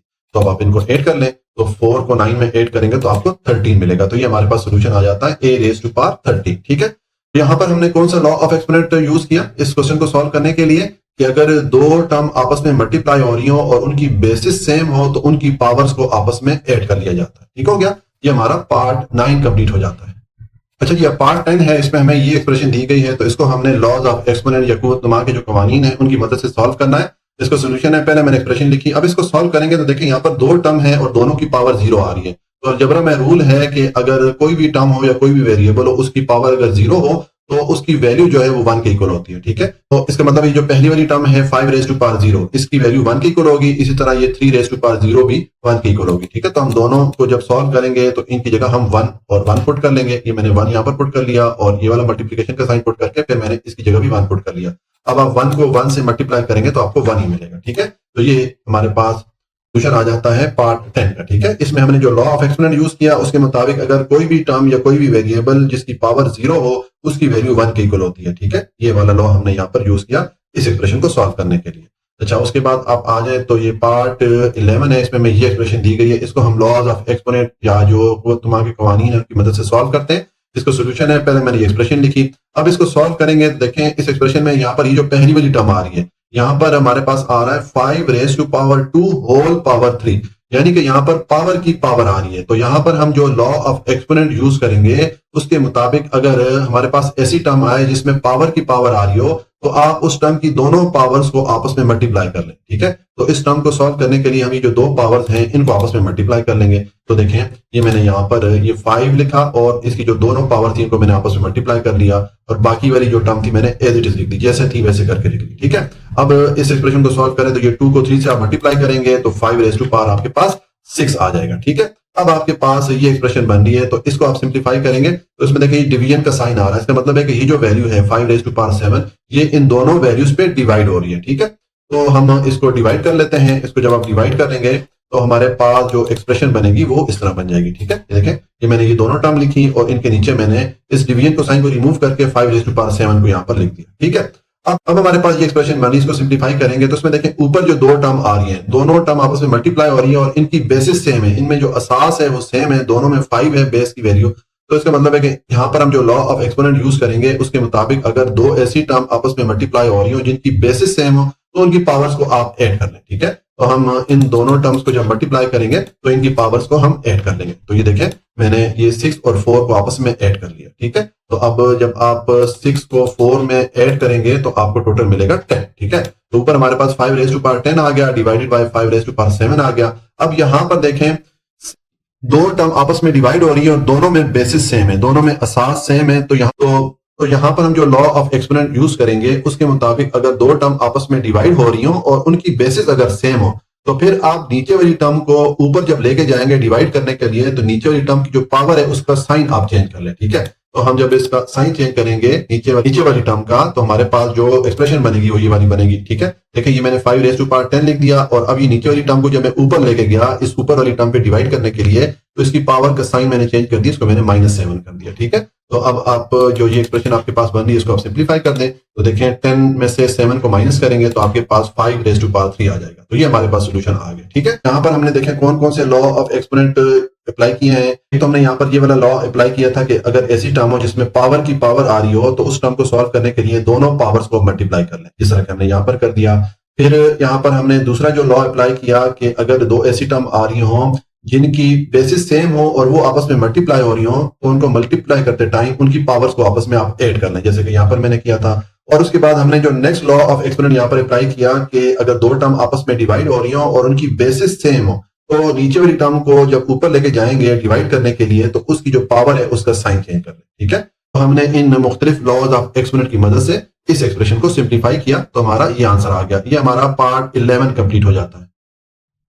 अच्छा जी, पार्ट 12 है, इसमें हमें ये एक्सप्रेशन दी गई है तो इस एक्सप्रेशन को हम लॉज ऑफ एक्सपोनेंट या कुव्वत नुमा की जो कवानीन है उनकी मदद से सॉल्व करेंगे। तो इसका सोल्यूशन है, पहले मैंने ये एक्सप्रेशन लिखी, अब इसको हम सॉल्व करेंगे। देखें इसमें इस एक्सप्रेशन में जो ऊपर वाली टर्म है उस पे नीचे वाली टर्म डिवाइड हो रही है तो हम ये करेंगे कि जो ऊपर वाली टर्म में x है वेरिएबल उस पे हम x को डिवाइड करेंगे और ऊपर वाली टर्म में जो वेरिएबल y है उस पे हम वेरिएबल y को डिवाइड करेंगे। तो यहाँ पर हम जो लॉ ऑफ एक्सपोनेंट या कुव्वत नुमा का जो कानून लागू करेंगे उसके मुताबिक अगर दो ऐसी टर्म आपस में डिवाइड हो रही हो जिनकी बेसिस सेम हो, जैसे कि अगर x पे x को डिवाइड करें तो इनकी बेसिस सेम है या y पे y को डिवाइड करें तो इनकी बेसिस सेम है, तो जब हम सेम बेस वाली टर्म पे सेम बेस वाली टर्म को डिवाइड करते हैं तो नीचे वाली टर्म को जब ऊपर लेके जाएंगे डिवाइड करने के लिए तो उसकी पावर का साइन आप चेंज कर लें। ठीक है, तो देखिए अब इसको हम डिवाइड करेंगे तो पहले हम x वाली टर्म पे x को डिवाइड करते हैं तो मैंने लिखा x2 और अब इस पे हम x को डिवाइड करेंगे तो मैंने आपको बताया कि जब सेम बेस वाली टर्म पे सेम बेस वाली टर्म को डिवाइड करते हैं तो नीचे वाली जो टर्म होती है उसकी पावर का आप साइन चेंज कर लें। अब यहाँ पर वेरिएबल x जो है इसकी पावर लिखी हुई नहीं है तो हम जानते हैं कि जब किसी वेरिएबल या किसी टर्म की पावर लिखी हुई नहीं होती उसकी पावर 1 होती है। ठीक है, तो अब ये x जब ऊपर जाएगा x2 पे डिवाइड करने के लिए तो इसकी जो पावर है उसका हम साइन चेंज कर लेंगे तो इसको मैंने -1 कर दिया। ठीक है, उसके बाद ये y5 मैंने लिखा, अब इस पे y4 को डिवाइड करें तो y4 जब डिवाइड होगा y5 पे तो इसकी पावर का साइन चेंज कर लें तो मैंने -4 कर दिया। ठीक है, तो इस तरह यहाँ पर हमने जो लॉ ऑफ एक्सपोनेंट इस्तेमाल किया उसके मुताबिक अगर आप सेम बेस पे सेम बेस को जब डिवाइड करेंगे तो नीचे वाली टर्म को जब आप ऊपर लेके जाएंगे डिवाइड करने के लिए तो उसकी पावर का साइन चेंज कर लें। ठीक हो गया, अब आपके पास ये एक्सप्रेशन बन रही है, इसको आप सिंप्लीफाई कर लें तो देखें 2 रेज़ टू पावर -1 आ रहा है, यानी कि 2 में से 1 को आप माइनस करेंगे तो x की पावर 1 रह जाएगी। तो जब पावर 1 होती है वेरिएबल की उसको यूजुअली लिखा नहीं जाता। ठीक है, इसी तरह यहाँ पर y पावर 5 - 4, 5 में से 4 को माइनस करेंगे तो यहाँ पर भी y की पावर 1 रह जाएगी। तो जब पावर 1 होती है वेरिएबल की तो उसको लिखा नहीं जाता, तो ये हमारे पास सोल्यूशन आ जाता है। ठीक है, तो ये हमारा पार्ट 12 कंप्लीट हो जाता है और इसके साथ ही एक्सरसाइज 2.15 भी कंप्लीट हो जाती है। अब यहाँ पर क्वेश्चन नंबर 2 है सिंप्लीफाई। सिंप्लीफाई का मतलब होता है मुख्तसर करना। हमें यहाँ पर मुख्तलिफ एक्सप्रेशन दी जाएंगी, उन एक्सप्रेशन को हमने मुख्तसर करना होगा, यानी कि उनको हमने हल करना होगा। ठीक है, तो देखें हमने इस एक्सरसाइज का जो क्वेश्चन नंबर 1 सॉल्व किया था वहां पर मैंने आपको बताया था कि इस एक्सरसाइज में हमें जो मुख्तलिफ एक्सप्रेशन दी जाएंगी उनको हम मुख्तलिफ लॉज ऑफ एक्सपोनेंट या कुव्वत नुमा के मुख्तलिफ कवानीन है उनकी मदद से सॉल्व करेंगे। ठीक है, तो इसका मतलब है कि जो क्वेश्चन नंबर 2 है इसमें हमें जो एक्सप्रेशन दी जाएंगी इनको भी हम सिंप्लीफाई करेंगे या इनको मुख्तसर करेंगे। तो उसके लिए हम मुख्तलिफ लॉज ऑफ एक्सपोनेंट या कुव्वत नुमा के जो कवानीन है उनको इस्तेमाल करेंगे। ठीक है, अब पार्ट 1 है, इसमें हमें ये एक्सप्रेशन दी गई है, इसको हमने सिंप्लीफाई करना है। ठीक है, तो इसका सोल्यूशन है, पहले मैंने ये एक्सप्रेशन लिखी। अब देखिए इसको हम सॉल्व करेंगे। तो देखिए हम पहला स्टेप ये करते हैं कि ये जो ऊपर वाली टर्म आ रही है और नीचे वाली टर्म आ रही है, इसमें ये जो मुख्तलिफ वैल्यूज हैं इनको हम अलग अलग करके लिख लेते हैं। ठीक है, तो देखें मैं इनको अलग अलग करके लिखूंगा। तो ये मैंने पहले जो ऊपर वाली टर्म थी इसको मैंने अलग करके लिख लिया। मैंने लिख दिया 2 इंटू, उसके बाद मैंने x4 लिख दिया और उसके बाद इंटू y पावर -4 लिख दिया। ठीक है, मैंने ये तीनों जो टर्म आ रही थी इनको मैंने अलग अलग कर लिया और दरमियान में मल्टीप्लीकेशन का साइन डाल दिया, क्योंकि आप अलजेब्रा में इस तरह लिखें या इस तरह लिखें एक ही बात है। ठीक है, इसी तरह ये जो नीचे वाली टर्म थी इसको भी मैंने अलग अलग करके लिख दिया। मैंने लिख लिया 8 इंटू, उसके बाद ये x पावर 7 लिख दिया, उसके बाद इंटू या मल्टीप्लीकेशन का साइन डाल के y पावर 3 लिख दिया। ठीक है, ये मैंने इन टर्म्स को अलग कर लिया। अच्छा, ये इन टर्म्स को अलग करना जरूरी नहीं है, सिर्फ ये है कि मैंने आपके बुक में जो क्वेश्चन सॉल्व किए गए हैं उस फॉर्मेट को फॉलो करते हुए इनको अलग अलग करके लिख लिया, ताकि हमारा जो आंसर है आपके बुक में जो आंसर हैं उनके साथ मैच हो सके। ठीक है, अगर आप इनको अलग अलग करके नहीं लिखते और आप जो नेक्स्ट स्टेप अभी मैं आपको बताता हूं वो परफॉर्म कर देते हैं तो आपका क्वेश्चन मेरे हिसाब से सही होगा। ठीक है, फिर भी आप देख लीजिएगा आपको क्लास टीचर किस तरह सॉल्व करवाते हैं। अब आपके पास ये एक्सप्रेशन बन रही है, तो इसमें देखें ये 2 इस 8 पे डिवाइड हो सकता है, तो हम इस 2 को 8 पे डिवाइड करेंगे तो ये हमारे पास आ जाएगा 2 1 2 हो जाएगा और 2 8 पे डिवाइड हो जाता है 4 टाइम। ठीक है, अब हमारे पास ये एक्सप्रेशन बन रही है, तो इसको हम सिंप्लीफाई करेंगे। तो देखें नेक्स्ट स्टेप में हम ये करते हैं कि हम सेम बेस वाली टर्म पे सेम बेस वाली टर्म को डिवाइड कर सकते हैं। ठीक है, यानी कि हम इस x वाली टर्म पे x को डिवाइड करेंगे और y वाली टर्म पे y को डिवाइड करेंगे। ठीक है, तो अब इसको हम डिवाइड करते हैं तो हमारे पास जो एक्सप्रेशन बनेगी वो इस तरह बन जाएगी। देखें पहले तो ये 1/4 मैंने यहाँ पर लिख दिया, उसके बाद ये मैंने मल्टीप्लीकेशन का साइन पुट कर दिया। अब आप x4 पे x7 को डिवाइड करेंगे तो यहाँ पर जो लॉ ऑफ एक्सपोनेंट हम यूज करेंगे, जो कुव्वत नुमा का कानून यहाँ पर हम लागू करेंगे, उसके मुताबिक जब आप सेम बेस वाली टर्म पे सेम बेस वाली टर्म को डिवाइड करते हैं तो जो नीचे वाली टर्म होती है उसकी जो पावर होती है उसका आप साइन चेंज कर लें। तो यहाँ पर ये जो इसकी पावर आ रही है 7, इसके साथ कोई साइन नहीं है, प्लस या माइनस का साइन नहीं है। तो ऐसी सूरत में जब वैल्यू के साथ प्लस या माइनस का साइन नहीं होता तो वो पॉजिटिव वैल्यू होती है, उसके साथ प्लस का साइन होता है। तो ये 7 जब ऊपर डिवाइड करेंगे तो हम जब इस टर्म को डिवाइड करेंगे तो इसकी पावर का साइन हम प्लस से माइनस कर देंगे, तो ये मैंने -7 कर दिया। ठीक है, उसके बाद मैंने ये मल्टीप्लीकेशन का साइन पुट कर दिया। अब y की पावर -4 पे y की पावर 3 को हम डिवाइड कर सकते हैं, क्योंकि दोनों की बेस सेम है। बेस को उर्दू में असास बोलते हैं। ठीक है, तो अब जब डिवाइड करेंगे तो यहाँ पर भी हम सेम लॉ ऑफ एक्सपोनेंट या कुव्वत नुमा का वही वाला कानून इस्तेमाल करेंगे कि जो नीचे वाली टर्म है उसकी पावर का साइन आप चेंज कर लें डिवाइड करते टाइम। तो देखें यहाँ पर मैंने y की पावर -4 और इस पे जब डिवाइड किया y की पावर 3 को, तो इसका मैंने साइन चेंज कर दिया, इसको मैंने माइनस कर दिया। ठीक है, अब आपके पास ये एक्सप्रेशन बन रही है, तो इसको आप सिंप्लीफाई करेंगे तो देखें ये हमारे पास आ जाएगा, ये तो मैंने लिख दिया 1/4, उसके बाद ये मल्टीप्लीकेशन का साइन मैंने डाल दिया। अब x की पावर 4 -7 है, 7 में से 4 को माइनस करें तो 3 मिलेगा और इसके साथ मैंने साइन माइनस का डाल दिया, क्योंकि बड़ी वैल्यू का साइन डालते होते हैं। 7 चूंकि 4 से बड़ा था और इसके साथ माइनस का साइन था, इसलिए यहाँ पर मैंने माइनस का साइन पुट कर दिया। फिर आप ये मल्टीप्लीकेशन का साइन पुट करें और अब ये y की पावर -4 -3 दोनों नेगेटिव वैल्यूज हैं, तो दोनों को ऐड कर लें तो ये 7 हो जाएगा और साथ में आप माइनस का साइन पुट कर लेंगे, क्योंकि दोनों के साथ माइनस का साइन आ रहा है। ठीक है, अब आपके पास ये एक्सप्रेशन बन रही है, तो इसको आप सिंप्लीफाई कर दें तो देखें इसमें ये जो x की पावर आ रही है -3 और y की पावर भी आ रही है -3, तो हम इन दोनों टर्म की ये जो नेगेटिव में पावर आ रही है, ये जो माइनस का साइन आ रहा है, इसको हम खत्म करेंगे। तो उसके लिए हम ये दोनों जो टर्म है इनको इस फ्रैक्शन में या इस बटा में नीचे ले जाएंगे। ठीक है, तो इनको जब हम नीचे लेके जाएंगे तो इनकी जो पावर है उनका साइन चेंज हो जाएगा, माइनस से प्लस हो जाएगा। ठीक है, तो ये तो 1/4 आ गया। ठीक है, और उसके बाद ये x की पावर -3 को मैंने x की पावर 3 लिख दिया, इसी तरह y की पावर -7 को मैंने y की पावर 7 लिख दिया। दोनों की पावर से मैंने माइनस का साइन रिमूव कर दिया, क्योंकि इनको हम ऊपर से नीचे ले आए हैं। तो जब आप किसी टर्म को ऊपर से नीचे लेके आते हैं या नीचे से ऊपर लेके जाते हैं तो उनकी जो पावर्स होती हैं उनका आप साइन चेंज कर लेते हैं। ठीक है, तो ये हमारा आंसर आ जाता है। अब देखें यहाँ पर ये जो मल्टीप्लीकेशन के साइन आ रहे थे वो भी मैंने यहाँ पर रिमूव कर दिया, क्योंकि अलजेब्रा में आप मल्टीप्लीकेशन का साइन डालें या ना डालें एक ही बात है, क्योंकि अगर दो टर्म है और उनके दरमियान कोई भी साइन नहीं आ रहा तो इसका मतलब है कि वो मल्टीप्लाई ही हो रहे हैं। ठीक है, तो इसलिए मैंने ये जो मल्टीप्लीकेशन के साइन थे इनको मैंने रिमूव कर दिया। ठीक है, ताकि हमारा जो आंसर का फॉर्मेट है वो आपके बुक में जो फॉर्मेट है उसके साथ मैच हो सके। ठीक है, तो ये हमारा पार्ट 1 कंप्लीट हो जाता है। अच्छा जी, अब पार्ट 2 है, इसमें हमें ये एक्सप्रेशन दी गई है, तो इसको हमने सिंप्लीफाई करना है या इसको हमने मुख्तसर करना है। तो इसका सोल्यूशन है, पहले मैंने ये एक्सप्रेशन लिखी। अब देखें ये जो मैं एक्सप्रेशन दी गई है ये फ्रैक्शन की सूरत में है, बटा की सूरत में है, और इसमें ये जो दोनों वैल्यूज आ रही हैं दोनों में पावर के साथ माइनस का साइन आ रहा है, दोनों की पावर नेगेटिव है, ठीक है। तो हम ये करेंगे कि इन दोनों वैल्यूज की जो पावर है इनको हम पॉजिटिव वैल्यू में चेंज कर लेंगे। तो उसके लिए हमें ये करना पड़ेगा कि ऊपर वाली वैल्यू को हम इस फ्रैक्शन में या इस बटा में नीचे ले जाएंगे और नीचे वाली वैल्यू को हम इस फ्रैक्शन में या इस बटा में ऊपर ले जाएंगे, ठीक है। तो देखें इन दोनों टर्म की जब हम पोजीशन चेंज करेंगे तो हमारे पास जो एक्सप्रेशन बनेगी वो सम बन जाएगी। देखें ये x की पावर -4 था, इसको मैं नीचे ले गया हूं तो इसको मैंने x की पावर 4 लिख दिया, यानी इसका जो माइनस का साइन था वो मैंने खत्म कर दिया। इसी तरह यहाँ पर y की पावर -8 था तो इसको मैं ऊपर ले गया हूं और इसको मैंने y की पावर 8 लिख दिया, यानी कि इसका भी जो माइनस का साइन था वो मैंने चेंज कर दिया। यहाँ पर हमने कौन से वाला लॉ ऑफ एक्सपोनेंट या कुव्वत नुमा का कानून इस्तेमाल किया है कि जब किसी फ्रैक्शन में या बटा में जब वैल्यूज को आप ऊपर से नीचे लेके जाते हैं या नीचे से ऊपर लेके जाते हैं तो उनकी जो पावर्स होती हैं उनका आप साइन चेंज कर लें, ठीक है। तो इसलिए मैंने जब इस x की पावर -4 को नीचे लेके गया हूं तो इसका मैंने ये साइन चेंज कर दिया, ठीक है। यहां से मैंने माइनस का साइन खत्म कर दिया। इसी तरह ये y -8 को जब इस फ्रैक्शन में ऊपर लेके गया हूं तो इसके जो पावर का साइन था वो मैंने चेंज कर दिया, मैंने y की पावर 8 लिख दिया, ठीक है। तो ये हमारा पार्ट 2 कंप्लीट हो जाता है। अब पार्ट 3 है, इसमें हमें ये एक्सप्रेशन दी गई है तो इसको हमने सिंपलीफाई करना है, इसको हमने मुख्तसर करना है। तो इसका सोल्यूशन है, पहले मैंने ये एक्सप्रेशन लिखी, ठीक है। अब देखिए इसको हम सॉल्व करेंगे तो पहले स्टेप में हम ये करते हैं कि इस फ्रैक्शन या इस बटा में ये जो टर्म्स आ रही हैं इनको हम सेपरेट या अलग-अलग करके लिख लेते हैं, ठीक है। तो देखिए ये जो टर्म्स में वैल्यूज आ रही हैं इनको जब हम अलग-अलग करके लिखेंगे तो हमारे पास इस तरह एक्सप्रेशन बन जाएगी। 6x7 को मैंने लिख दिया 6 इंटू x की पावर 7 लिख दिया। इसी तरह ये 2x की पावर 4 को मैंने लिख दिया 2 इंटू x की पावर 4 लिख दिया, ठीक है। मैंने ऊपर वाली जो टर्म थी इसकी दोनों वैल्यूज के दरमियान यहाँ पर मल्टीप्लिकेशन का साइन डाल दिया। इसी तरह जो नीचे वाली टर्म थी इसमें भी दोनों वैल्यूज के दरमियान मैंने मल्टीप्लिकेशन का साइन डाल दिया, क्योंकि अलजेब्रा में आप इस तरह लिखें या इस तरह लिखें एक ही बात है, ठीक हो गया।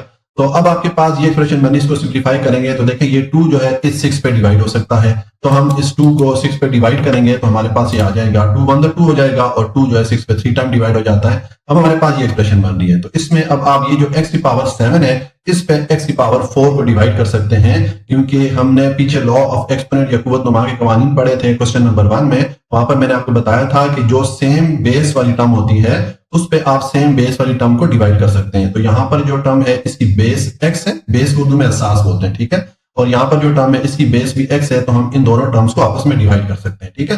तो जब डिवाइड करेंगे तो देखें हमारे पास जो एक्सप्रेशन बनेगी वो इस तरह बन जाएगी। देखें पहले तो ये 3/1 आ रहा था तो ये मैंने 3 लिख दिया, उसके बाद ये मल्टीप्लिकेशन का साइन मैंने पुट कर दिया और अब x की पावर 7 पे x की पावर 4 को डिवाइड करेंगे तो यहाँ पर जो लॉ ऑफ एक्सपोनेंट या कुव्वत नुमा का कानून हम यूज करेंगे उसके मुताबिक जब आप सेम बेस वाली टर्म पे सेम बेस वाली टर्म को डिवाइड करते हैं तो जो नीचे वाली टर्म होती है उसकी जो पावर होती है उसका आप साइन चेंज कर ले। तो यहाँ पर इस x की पावर 4 आ रही है, इसके साथ कोई भी साइन नहीं आ रहा प्लस या माइनस का। तो जब किसी वैल्यू के साथ कोई भी साइन नहीं होता इसका मतलब है वो पॉजिटिव वैल्यू उसके साथ प्लस का साइन है, ठीक है। तो इसलिए जब मैंने डिवाइड किया x7 पे x4 को तो मैंने ये जो 4 था इसका साइन चेंज कर दिया, इसको मैंने -4 कर दिया, ठीक है। अब हमारे पास ये एक्सप्रेशन बन रही है तो इसको हम सिंप्लीफाई करेंगे तो देखें ये हमारे पास आ जाएगा, ये मैंने पुट कर दिया 3, ठीक है। और x पावर 7 -4, 7 में से 4 को माइनस करेंगे तो x की पावर 3 आ जाएगा, ठीक है। और दूसरा ये जो मल्टीप्लिकेशन या ज़रब वाला साइन था इसको मैंने रिमूव कर दिया, क्योंकि अलजेब्रा में अगर दो टर्म के दरमियान कोई भी साइन नहीं आ रहा होता तो इसका मतलब है कि वापस में मल्टीप्लाई हो रहे हैं। तो यहाँ पर मल्टीप्लिकेशन का साइन डालें या ना डालें एक ही बात है, ठीक है।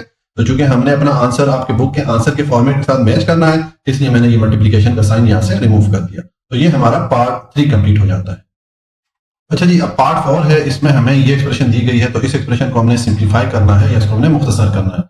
तो अब इसका सोल्यूशन है, पहले मैंने ये एक्सप्रेशन लिखी, अब इस एक्सप्रेशन को हम सिंप्लीफाई करेंगे। तो जिस तरह कि आपको मैंने पिछले पार्ट में बताया कि यहाँ पर इस एक्सरसाइज में हम मुख्तलिफ लॉज ऑफ एक्सपोनेंट या कुव्वत नुमा के कवानीन को यूज करते हुए ये जो मुख्तलिफ हमें एक्सप्रेशन दी जा रही है हम सॉल्व कर रहे हैं। तो फिर इस एक्सप्रेशन को सॉल्व करने के लिए हमें पहला स्टेप ये करना पड़ेगा कि ये जो 27 है इसको हमने एक्सपोनेंशियल फॉर्म में यानी कि पावर की सूरत में लेके आना है, ठीक है। तो उसके लिए हम ये करेंगे कि ये 27 है इसके पहले हम फैक्टर्स मालूम कर लेते हैं, ठीक है। तो देखिए फैक्टर्स मालूम करने का तरीका हम चैप्टर 1 में सीख के आए हैं। अब 27 के जब आप फैक्टर मालूम करेंगे तो 27 पे आप 3 को डिवाइड करेंगे 9 टाइम डिवाइड होता है, फिर 9 पे अगेन 3 को डिवाइड करें तो ये 3 टाइम डिवाइड होगा और 3 पे अगेन 3 को डिवाइड करें तो ये 1 टाइम डिवाइड होता है। तो ये हमारे पास 27 के फैक्टर आ जाते हैं, ठीक है। 3 इंटू 3 इंटू 3 तो हम ये जो 27 है इसकी जगह हम लिख सकते हैं, देखें मैंने लिख दिया 3 इंटू 3 इंटू 3, यानी कि ये जो मैंने फैक्टर्स मालूम किए थे 27 के वो मैंने इसकी जगह लिख दी, क्योंकि अगर आप इन तीनों नंबर्स को आपस में मल्टीप्लाई करेंगे 3 इंटू 3 9 और 9 इंटू 3 27 हो जाएगा, वापस आपको यही वाला नंबर मिलेगा। तो आप इस तरह लिखें या इस तरह इसको फैक्टर की सूरत में लिख दें, एक ही बात है, ठीक है। ये कर दिया। उसके बाद इसकी जो पावर यहाँ पर लिखी हुई थी -2/3, ये मैंने यहाँ पर लिखी। ठीक है, अब आपके पास ये एक्सप्रेशन बन रही है, तो इसको आप सिंप्लीफाई करेंगे तो देखें यहाँ पर ये 3 बार आपस में मल्टीप्लाई हो रहा है, 3 टाइम आपस में मल्टीप्लाई हो रहा है। तो इसको हम लिख सकते हैं, इसको हम पावर की सूरत में कन्वर्ट कर सकते हैं। मैंने लिख दिया 3 raised to power 3। इसका मतलब है कि 3 जो है 3 टाइम आपस में मल्टीप्लाई हो रहा है। ठीक है, तो आप इस तरह लिखें या आप इसको इस तरह एक्सपोनेंशियल फॉर्म में या पावर की सूरत में लिखें, एक ही बात है। ठीक है, और इसकी मैंने होल पावर ये जो -2/3 आ रही थी ये मैंने यहाँ पर पुट कर दी। ठीक है, तो ये हमने इस 27 को एक्सपोनेंशियल फॉर्म में या पावर की सूरत में इसको हम ले आए हैं। अब हम यहाँ पर लॉ ऑफ एक्सपोनेंट या कुव्वत नुमा का कानून यूज करेंगे और इस एक्सप्रेशन को सॉल्व करेंगे। तो देखिए हमारे पास यहाँ पर जो टर्म आ रही है इसमें पावर की पावर आ रही है। तो हम क्वेश्चन नंबर 1 जब हमने सॉल्व किया था वहां पर मैंने आपको एक लॉ ऑफ एक्सपोनेंट या कुव्वत नुमा का कानून बताया था कि जब ऐसी टर्म आ रही हो जिसमें पावर की पावर आ रही हो तो उस सूरत में आप उन दोनों पावर्स को आपस में मल्टीप्लाई करें। इस एक्सप्रेशन को या इस टर्म को सॉल्व करने के लिए ये जो दो पावर्स आ रही है इनको आपस में आप मल्टीप्लाई कर लें। ठीक है, तो देखिए इनको जब आप मल्टीप्लाई करेंगे तो ये मैंने लिख दिया 3 raised to power 3 इंटू, और उसके बाद ये वाली जो पावर थी ये मैंने लिख दी। ये दोनों पावर्स में आपस में मल्टीप्लाई कर रहा हूं। ठीक है, तो देखें ये जो 3 है ये 3 इस 3 के साथ डिडक्ट हो सकता है, ये आपस में एक दूसरे को कैंसिल कर सकते हैं, तो इनको आपस में आप डिडक्ट कर दें। ठीक हो गया, इनको मैंने कैंसिल कर दिया। तो पीछे हमारे पास जो एक्सप्रेशन आएगी उसमें देखें हमारे पास आ जाएगा 3 और इसकी पावर -2 मैंने यहाँ पर पुट कर दी क्योंकि ये 3 और ये 3 आपस में कैंसिल हो गए। ठीक है, अब तो देखें अब हमारे पास ये टर्म आ गई है 3 raised to power -2। यहाँ पर अब इस टर्म की जो पावर है वो नेगेटिव साइन के साथ है, माइनस साइन के साथ है, तो हम इसका ये माइनस साइन खत्म करेंगे तो हम लिखेंगे 1। ठीक है, मैंने लिख दिया 1 और ये जो 3 raised to power -2 था इसको जब मैं इस फ्रैक्शन या बटा में नीचे लेके जाऊंगा तो इसकी जो पावर के साथ माइनस का साइन है वो हम रिमूव कर देंगे। ठीक है, तो अब हमारे पास 1/3 raised to power 2 आ रहा है। तो देखें इसको जब सॉल्व करेंगे तो ये हमारे पास आ जाएगा, ये आ गया हमारे पास 1 और 3 की पावर 2 का मतलब है कि 3 2 बार आपस में मल्टीप्लाई हो रहा है, तो 3 × 3 9 हो जाएगा। ठीक है, तो ये हमारे पास सोल्यूशन आ जाता है पार्ट 4 का। अच्छा जी, अब पार्ट 5 है, इसमें हमें ये एक्सप्रेशन दी गई है, तो इस एक्सप्रेशन को हमने सिंप्लीफाई करना है, यानी कि इसको हमने मुख्तसर करना है। तो इसका सोल्यूशन है, पहले मैंने ये एक्सप्रेशन लिखी। अब देखें जिस तरह कि आपको मैं पिछले पार्ट्स में बताता रहा हूं कि इस एक्सरसाइज में हमें जो एक्सप्रेशन हमें दी जा रही है इनको हम मुख्तलिफ जो लॉज ऑफ एक्सपोनेंट है या कुव्वत नुमा के जो मुख्तलिफ कवानीन है उनकी मदद से हम इन एक्सप्रेशन को सॉल्व कर रहे हैं। तो अब इस एक्सप्रेशन को भी हम लॉज ऑफ एक्सपोनेंट या कुव्वत नुमा के कवानीन को यूज करते हुए इसको सिंप्लीफाई करेंगे या इसको मुख्तसर करेंगे। तो उसके लिए हमें पहला स्टेप ये करना पड़ेगा, ये जो 32 आ रहा है इसको हमने एक्सपोनेंशियल फॉर्म में या पावर की सूरत में इसको हमें लाना पड़ेगा। ठीक है, तो उसके लिए हम ये करते हैं कि जो 32 है इसके पहले हम फैक्टर्स मालूम कर लेते हैं। ठीक है, फैक्टर्स मालूम करने का जो तरीका है वो हम चैप्टर 1 में सीख के आए। तो देखें अब 32 के हम फैक्टर मालूम करेंगे, तो 32 को आप 2 से डिवाइड करें तो ये 16 टाइम डिवाइड करेगा, 16 को अगेन 2 से डिवाइड करें तो ये 8 टाइम डिवाइड करता है, 8 को अगेन 2 से डिवाइड करें तो 4 टाइम, और 4 को अगेन 2 से डिवाइड करें तो 2 टाइम, और 2 को अगेन 2 से डिवाइड करें तो 1 टाइम। तो ये हमारे पास फैक्टर्स आ जाते हैं। 32 के जो फैक्टर्स हैं वो ये वाले हैं। तो अब हम ये जो 32 है इसकी जगह ये जो हमारे पास फैक्टर्स आ रहे हैं यानी कि ये 2 5 टाइम हम पुट कर सकते हैं इस 32 की जगह। ठीक है, तो हम ये जो 32 है इसकी जगह ये जो इसके फैक्टर्स आए हैं ये हम पुट कर लेते हैं। तो देखें ये जो 2 है ये मैंने यहाँ पर 5 टाइम पुट कर लिया। 5 टाइम 2 को आपस में मैं मल्टीप्लाई कर रहा हूं क्योंकि अगर आप 2 को 5 टाइम मल्टीप्लाई करेंगे तो आपको 32 ही मिलेगा। तो ये हमने जो फैक्टर्स मालूम किए थे 32 के वो हमने यहाँ पर पुट कर लिए। ठीक है, और इनके साथ मैंने ये वाली जो टर्म आ रही थी x पावर 10 ये मैंने यहाँ पर लिख दी। ठीक है, और इनका होल पावर 2/5 आ गया। तो अब हमारे पास ये एक्सप्रेशन बन रही है। तो उसमें देखें ये जो फैक्टर्स हमने लिखे हैं 32 के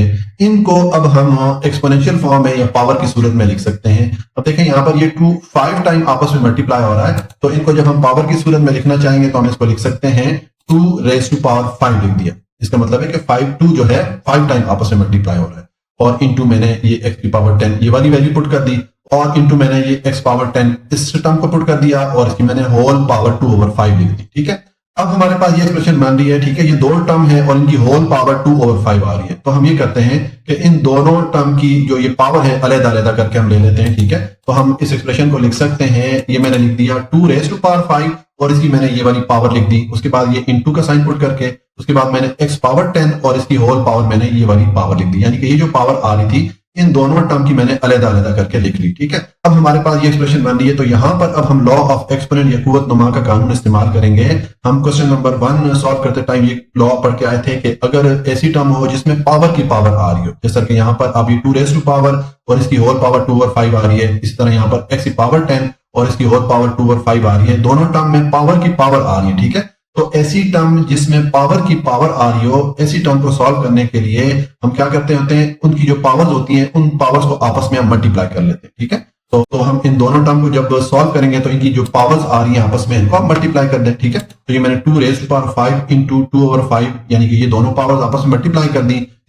इसी तरह ये मैंने x की पावर 10 इंटू ये वाली जो पावर आ रही थी इसकी पावर के साथ मैंने मल्टीप्लाई कर दिया। ठीक है, अब देखें हमारे पास ये एक्सप्रेशन बन रही है, तो इसमें ये वाला 5 और ये वाला 5 आपस में एक दूसरे को कैंसिल कर सकते हैं, एक दूसरे को डिडक्ट कर सकते हैं। इसी तरह ये 5 इस 10 पे डिवाइड हो सकता है, तो हम इनको आपस में सॉल्व कर लेते हैं। देखिए जब सॉल्व करेंगे तो ये मैंने इस 5 को इस 5 के साथ कैंसिल कर दिया और ये 5 जो है इस 10 पे डिवाइड हो गया 2 टाइम। ठीक है, अब हमारे पास ये एक्सप्रेशन बन गई है, तो इसको आप सिंप्लीफाई करें तो देखें ये हमारे पास आ जाएगा यहाँ, अब यहाँ पर आ जाएगा 2 रेज़ टू पावर 2, क्योंकि ये 5 और ये 5 आपस में कैंसिल हो गए, तो आप लिख लें 2 रेज़ टू पावर 2। ठीक है, और उसके बाद मैंने पुट कर लिया इनटू, ये मल्टीप्लिकेशन का साइन पुट कर लिया। अब यहाँ पर x की पावर 2 इंटू ये वाला 2, ये 2 इस 2 से मल्टीप्लाई होगा तो x की पावर 4 हो जाएगा। ठीक है, तो हमारे पास ये एक्सप्रेशन बन रही है, इसको हम सिंप्लीफाई करेंगे तो देखें ये आ जाएगा हमारे पास 2 रेज़ टू पावर 2 को हम लिख सकते हैं 4, क्योंकि इसका मतलब है 2 जो है 2 टाइम आपस में मल्टीप्लाई हो रहा है, तो 2 टू द 4 हो जाता है और ये x की पावर 4 मैंने लिख दिया। ठीक है, और ये जो मल्टीप्लिकेशन का साइन था या ज़रब का साइन था वो मैंने रिमूव कर दिया। ठीक है, तो ये हमारे पास सोल्यूशन आ जाता है पार्ट 5 का।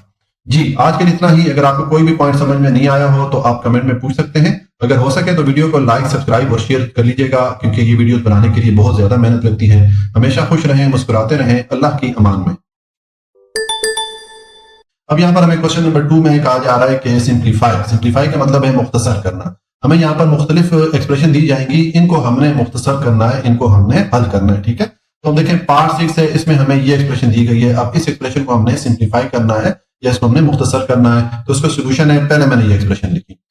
अब देखें इस एक्सरसाइज में हमें जो मुख्तलिफ एक्सप्रेशन दी जा रही हैं उनको हम मुख्तलिफ जो लॉज ऑफ एक्सपोनेंट या कुव्वत नुमा के कवानीन है उनकी मदद से सॉल्व कर रहे हैं। ठीक है, तो अब ये जो एक्सप्रेशन है इसको भी हम कुछ लॉ ऑफ एक्सपोनेंट या कुव्वत नुमा के जो कवानीन है उनकी मदद से सॉल्व करेंगे।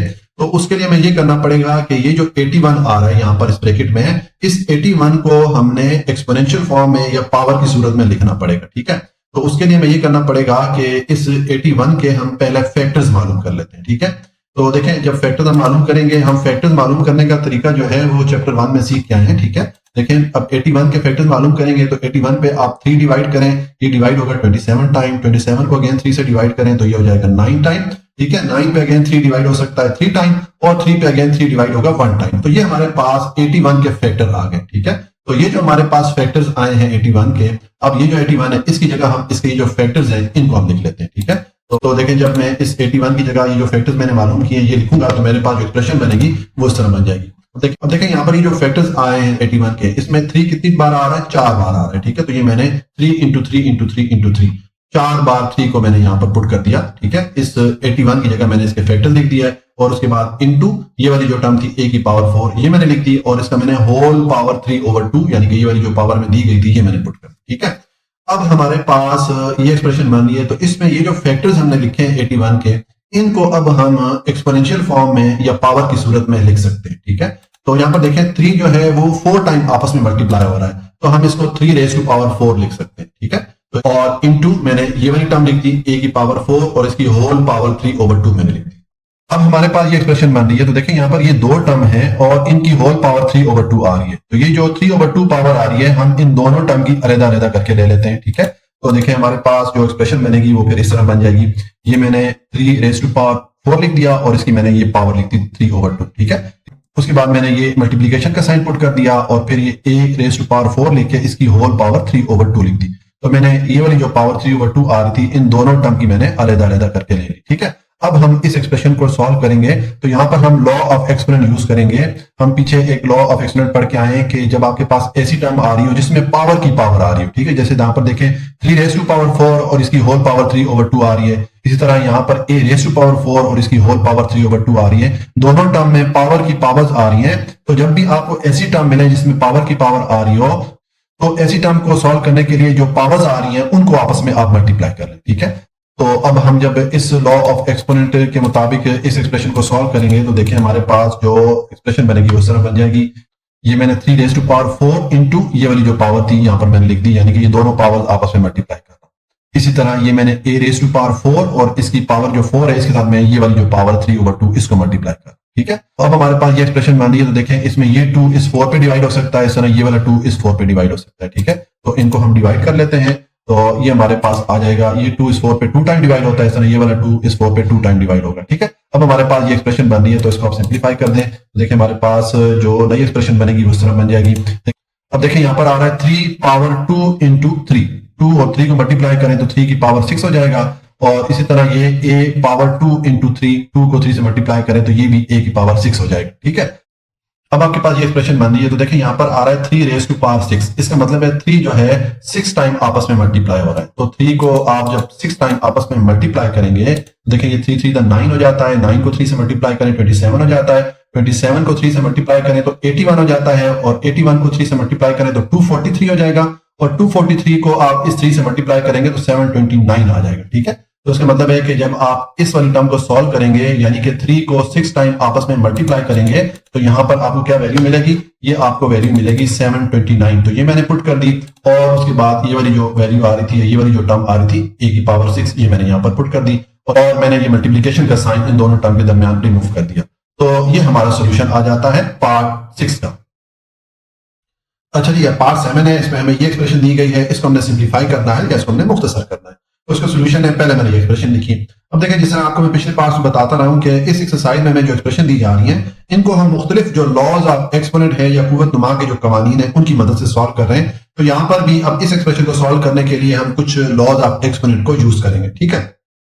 अब ये जो एक्सप्रेशन दी गई है, इसमें हमारे पास दो टर्म आ रही है जो कि आपस में मल्टीप्लाई हो रही है, तो हम ये करते हैं कि ये जो पहली वाली टर्म है, इसमें ये जो 2 आ रहा है, इस 2 को हम इस दूसरी वाली टर्म में ये वाला जो 2 आ रहा है इसके साथ मल्टीप्लाई कर लेते हैं। इसी तरह x वेरिएबल वाली टर्म को हम x वेरिएबल वाली टर्म के साथ, और y वेरिएबल वाली टर्म को हम y वेरिएबल वाली टर्म के साथ मल्टीप्लाई कर लेते हैं, ठीक है। तो देखिए हमारे पास जो एक्सप्रेशन बनेगी वो इस तरह बन जाएगी, ये मैंने ये वाला 2 लिख दिया और उसको मैंने मल्टीप्लाई कर दिया इस 2 के साथ, उसके बाद ये वाली टर्म यानी कि x माइनस 2 को मैंने मल्टीप्लाई कर दिया इस x की पावर 3 के साथ, इसी तरह ये y2 को मैंने मल्टीप्लाई कर दिया इस वाले y के साथ, ठीक है। अब आपके पास ये एक्सप्रेशन बन रही है, इसको आप सिंप्लीफाई करेंगे तो देखें 2 को जब आप 2 से मल्टीप्लाई करेंगे तो ये तो हो जाएगा 4, ठीक है।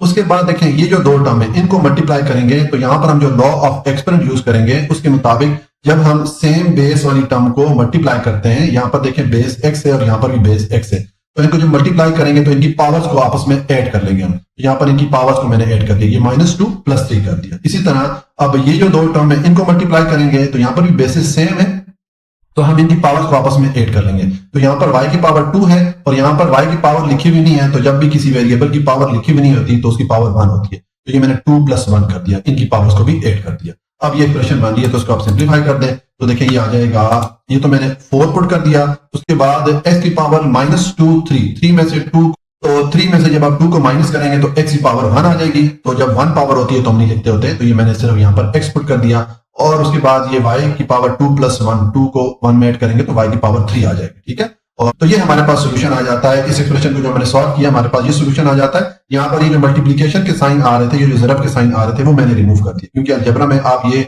मल्टीप्लिकेशन के साइन डालें या ना डालें एक ही बात है, क्योंकि जब दो टर्म हो और उनके दरमियान कोई भी साइन नहीं आ रहा होता तो इसका मतलब है कि वो दोनों टर्म आपस में मल्टीप्लाई हो रही है, ठीक है। तो ये हमारा पार्ट 7 कंप्लीट हो जाता है। अच्छा जी, पार्ट 8 है, इसमें हमें ये एक्सप्रेशन दी गई है, इसको हमने सिंप्लीफाई करना है या मुख्तसर करना है, तो इसका सोल्यूशन है, पहले मैंने ये एक्सप्रेशन लिखी। अब देखें, जिस तरह आपको मैं पिछले पार्ट में बताता रहा हूं कि इस एक्सरसाइज में ये जो एक्सप्रेशन दी जा रही है इनको हम मुख्तलिफ जो लॉज ऑफ एक्सपोनेंट है या कुव्वत नुमा के कवानीन है उनकी मदद से सॉल्व कर रहे हैं, तो अब इस एक्सप्रेशन को भी हम कुव्वत नुमा के कुछ कवानीन है या लॉज ऑफ एक्सपोनेंट है उनकी मदद से सॉल्व करेंगे। तो उसके लिए हमें ये करना पड़ेगा कि यहाँ पर ये जो 8 आ रहा है, इस 8 को पहले हमें कन्वर्ट करना पड़ेगा, इसको हमें एक्सपोनेंशियल फॉर्म या पावर की सूरत में लिखना पड़ेगा, ठीक है। तो इसको अगर हम पावर की सूरत में लिखना चाहें तो उसके लिए पहले हमें इस 8 के फैक्टर्स मालूम करना पड़ेंगे, ठीक है। देखिए, अगर हम इस 8 के फैक्टर्स मालूम करना चाहें तो हमारे पास ये फैक्टर्स आ जाते हैं। अब फैक्टर्स मालूम करने का तरीका हम जो है चैप्टर 1 में सीख के आए, ठीक है।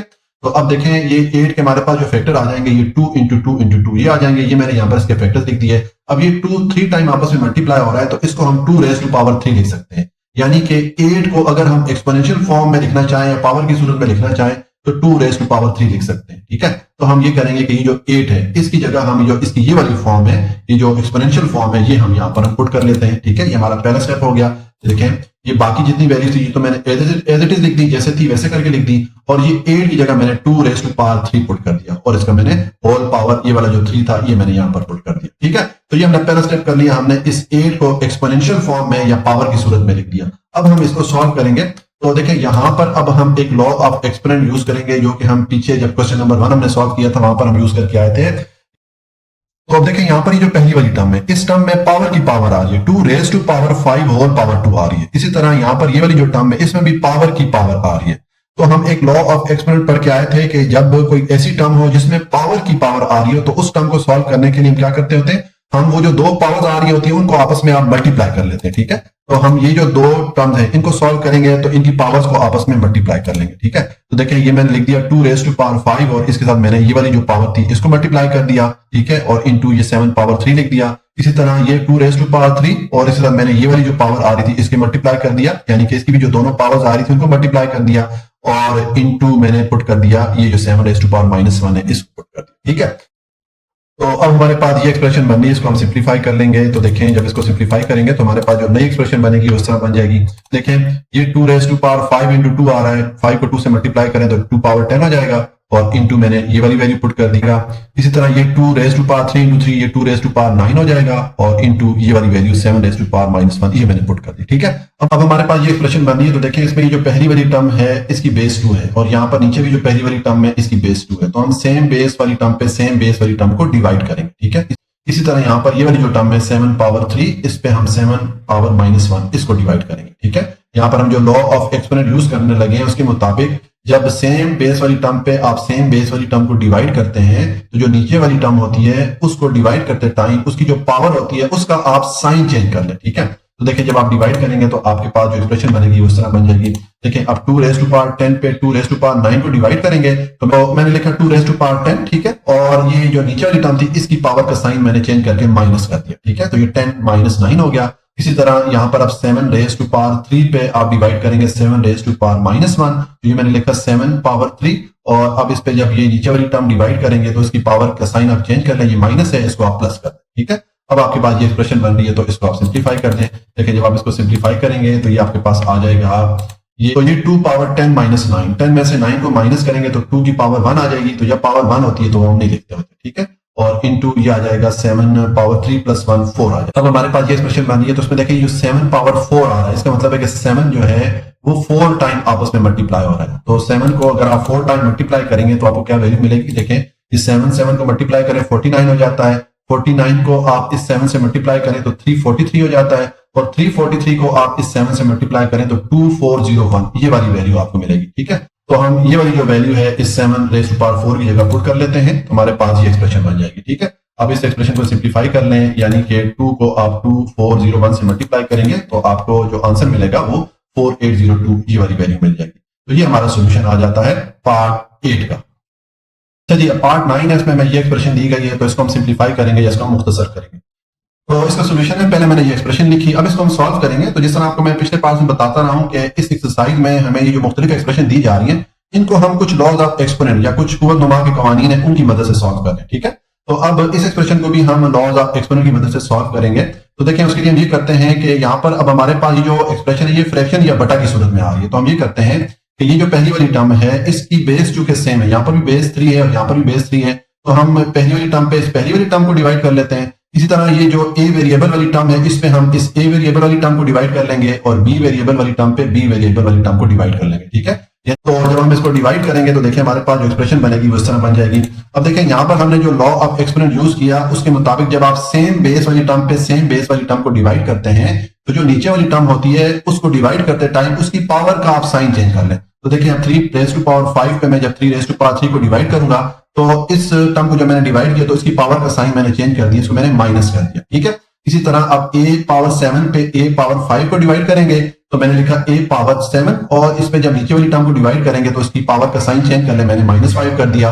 इसी तरह ये b पावर 4 पे आप b पावर 2 को डिवाइड करेंगे तो मैंने लिखा b पावर 4, और अब इस पे जब b पावर 2 को डिवाइड करेंगे तो इसकी जो पावर है इसका साइन चेंज कर लें तो ये -2 मैंने कर दिया। ठीक है, तो अब हमारे पास ये एक्सप्रेशन बनी, इसको सिंप्लीफाई कर रहे हैं तो देखेंगे हमारे पास आ जाएगा ये 3 पावर 5 - 3, 5 में से 3 को माइनस करेंगे तो 3 पावर 2 आ जाएगा, और यहाँ पर a पावर 7 माइनस 5, 7 में से 5 को माइनस करेंगे पावर 2 आ जाएगा, और यहाँ पर b पावर 4 माइनस 2, 4 में से 2 को माइनस करेंगे तो b पावर 2 आ जाएगा। अब ये क्वेश्चन बनी है तो उसमें ये जो 3 पावर 2 आ रहा है इसको आप सिंप्लीफाई करें, तो जब आप 3 पावर 2 को सिंप्लीफाई करेंगे तो ये आपको मिलेगा 9। ठीक है, तो ये मैंने 9 पुट कर दिया, क्योंकि 3 पावर 2 का मतलब है कि 3 दो बार आपस में मल्टीप्लाई हो रहा है, तो 3 को दो बार मल्टीप्लाई करें, 3 इंटू 3 करेंगे तो 9 आ जाएगा, और साथ में ये वाली जो वैल्यूज थी ये मैंने पुट कर दी, और ये जो मल्टीप्लीकेशन का साइन था इसको मैंने रिमूव कर दिया। ठीक है, तो ये हमारा सोल्यूशन आ जाता है पार्ट 9 का।